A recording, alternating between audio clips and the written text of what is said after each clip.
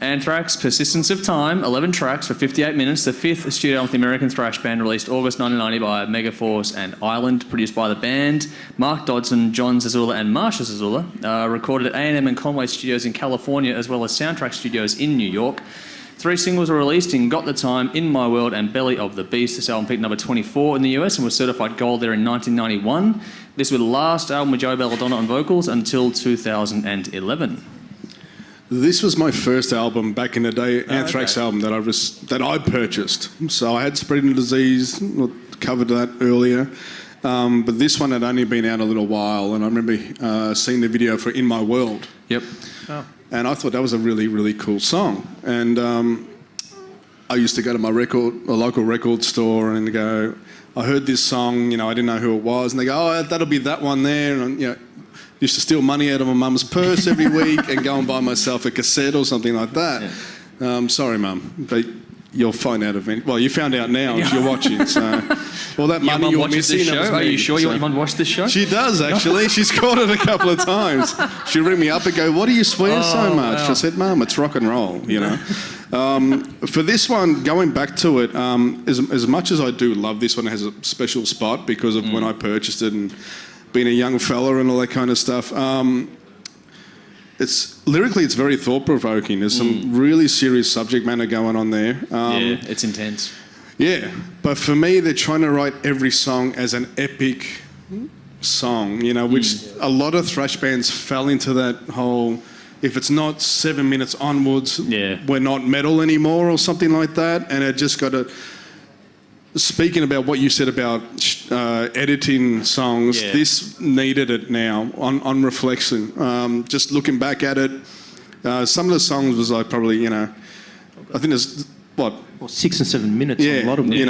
On average. And you could probably shave about 90 seconds off 3 or 4 songs. Having said that, in terms of structures and their songs and riffing, I think this is the most thought out album to this point in terms of placing things in certain spots for certain amount of times. Overall, they're very well-rounded songs and big growth. You show maturity now. We've been doing this for a while. We've done a few tours. And but you do notice a difference in production because now that they've gone to California, completely different sound. It's still heavy, but this is one of my favourite productions of Anthrax's career. I just think it's nice and slick, and for a band that's very intricate in their riffing, like Metallica and all that, they kind of need it slick because anything that's a little bit dirty, a little bit off, really hurts the songs. They need to have it pristine, and they got it on this album. Cool. The only probably drawback is it's a little clicky on the kick and they can get a little bit annoying. It's that tick, sort of shit. I didn't think they were that heavy. They weren't that heavy enough where they needed that kind of stuff. It wasn't a Pantera heavy where you needed that. So I would have liked the drums being a little bit more organic. I think that was a bit of a trend at the time though, because a lot of the albums had that sort of clicking on the bass drum going on. Yeah, and it's probably another one like... sprinkler sound. Yeah, like Cowboys and a few other albums that were sort of coming through. You could see that production from rock and metal at that point in time was really changing course, and through the 90s we saw where bands went after that. For me, In My World, Intro into Reality, Belly of the Beast and Discharge, they're my highlights. But this one, on reflection... is a good album, a very good album, but 8.5 out of 10. Yeah, needed some editing. Cool. Okay, so this album, just thinking about it now and just revisiting it, looking at the tracks and thinking back, it got unfairly panned by a lot of Anthrax fans. Because it was more ambitious. I think so, but you're right, it was more ambitious, it was different to what they'd had in the past, but people have got to remember, Sign of the Times, this was released in 1990. Now, I see what you're saying about the song length. 1990, so Metallica had just done Justice for All, like in 89. So every band saying, okay, they're the leaders of the thrash movement. We've got to make every single song 5, 6, 7 minutes long. They fell victim to it, Which, you're right, I mean, there's a lot of stuff on here that can be trimmed down. I loved this album when it first came out, so I don't necessarily get the hate for it. I shouldn't say hate. I don't necessarily get the dislike from a lot of hardcore Anthrax fans for it. It is what it is. At the time, I mean, thrash at this time was kind of reaching its pinnacle, sort of thing, or getting up there, getting a bit more mainstream, I should say. The cycle was coming to an end when you look at it in reflection. You know, like these bands that have been doing it 10 years consistently. Yeah. Nearly every first or second year. It all went away. Exactly. So in this case, Anthrax is kind of following the Metallicas, following the Panteras in terms of production, songwriting, everything like this. Probably a step too far from what people wanted from Anthrax. I mean, personally, I liked it. So I'm way more... No, I still love it. I still think it's great, but, you know... When you're starting to go, when is this going to end? You know, it's going a little too long. Yeah, which like listening to Dream Theater. Yeah, which I didn't really get. I didn't get that. Hey, when is this going to end? Feeling from any Anthrax album leading up to this. You're right. On this, part of it could be trimmed. Not a bad album that people are saying. I mean, I like it, but that's just my kind of taste, everything like that. In terms of production, for me, it was pretty. I guess it was almost too polished for me as an Anthrax album. I know we've said before about prior albums being timestamped. I think I liked the more raw sound to Anthrax, to be honest. The songs here are great, with the exception of maybe trimming a bit of it down, trimming a bit of the fat out of it. But the production for me kind of said, okay, is this really the band that I love so much? Which kind of it is, but I would have liked to have kind of made it a bit more raw sort of thing. On reflection, it's probably their black album in terms of production. You know, it's very slick from what they had done previous. They come out with this really slick and polished product, you know. But look, when you look at the songs on here, the first song I heard off this was Got the Time, which I'm looking at now. It's a Joe Jackson cover. I didn't know it was a cover until many years later. And that's actually a good thing because it's a sign of a band taking a song and making it their own. Joe Jackson and Anthrax have got nothing in common. No. To take that song and make it sound like they did it and go, they wrote this. You know, it's one of the rare cases where actually someone takes the original and makes it better.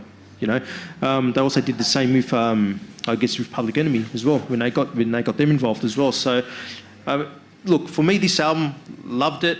Probably not up there with Among the Living and Spreading the Disease for mine, to be honest. Some of it could have been trimmed. It was long for the sake of being long, which I think we've said a few times in reviews on other stuff. And it's almost like they jumped the shark a little bit on this. And also, it's interesting to see that this is the last album that Joey Belladonna was on there for before he took his break. So, I mean, were there tensions in the band? Was it leading up to that sort of thing? Well, it was a pretty nasty split too when it happened. It started on State of Euphoria, which is the one before. Yeah. There was some tensions there. And that's probably the thing with this album. It's a good album, but it's also a bit of a disjointed listen as well. So maybe that was part of it as well. But overall, I mean, I can't really say I can't say it's a rubbish album, but there are songs on here that I'd skip, which I probably hadn't done with too many Anthrax albums before. For me, Time, Keep It in the Family, Belly of the Beast, and Got the Time for me were the standouts on this. Okay. And so I'll give it a score. I'll give it a 7 out of 10. All right. Well, this one's a little more technical than the previous works from the band, which obviously surprised a few people. They explored more ground. It's less fast-paced, but it's still got the thrash in there. Still plenty of that, but they're really showing the accomplished musicians and performers more on this one. They're starting to show some pure technical ability on display. They're fucking tight. If you can say what you want about the actual writing, but the performance is tight. This one goes anywhere from slow and chuggy all the way through to the fast thrash, all the previously mentioned technical stuff in between. The writing is more complex, but they still have a great feel and groove, I thought, going under it all. Some real subtle use of timing change. They kind of sneak up on you a bit on these songs. It's well put together, and it's a bit darker than they've been in the past too. Intense lyrically, you brought that up before. It's not a happy listen, this one, at all. Very gritty, very real, present in the real world, and they've dropped all the other comic book fun stuff they used to have before. They just doubled down on that. Still very gritty and dirty with just a touch of art applied to it. And to that end, the Foley and the spoken moments sort of serve their purpose within the album on that. I thought it was pretty well mixed. The vocals are drier than the previous album and they're back a touch. But the double tracking, I thought that was really well done. That was an impressive aspect of the production. The top end on the drums, that sucked. I didn't like the top end on the drums on this record at all.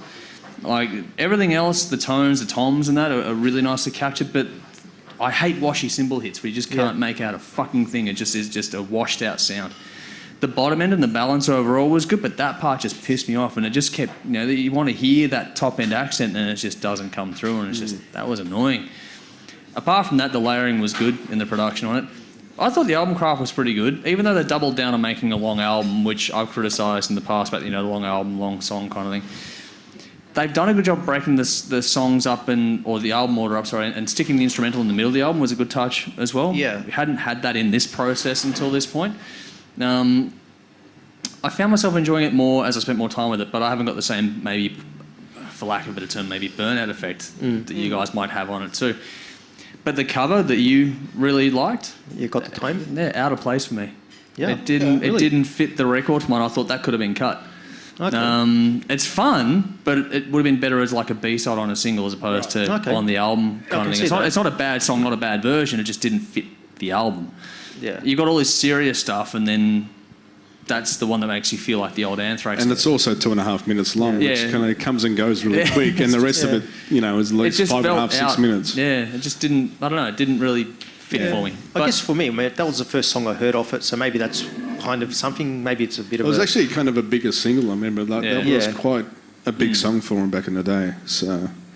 It is what it is. If you want to hear a band grow beyond the sort of fun stuff into a more serious level, this is the album that'll do it for you. Yeah. But if not, this may put you off, which is why it's a bit divisive in the grand scheme of things. It probably is a touch too long as well, but it does hold your attention for the most part pretty well. I didn't expect to enjoy this one as much as I ended up coming to. I saw the track order, the track length, and I've gone, Jesus, fuck, not another one like this. And I thought I was getting a bit tired of it, but this one actually held me a lot better than I expected it to, which is good. A bit more serious, but there is some great energy and writing on this, which I thought was really good. I gave it 8.5 out of 10. Blood, Hate Red, In My World, and Belly of the Beast, my standouts. Check it out for yourselves. Let us know what you think. All right, we can go a bit more. All right, so what have we got left? We've got Oh yeah, we have to do seasons to match up to that, don't we? Silly me. All right, Slayer Seasons in the Abyss. Everyone ready to go? Yes. All right.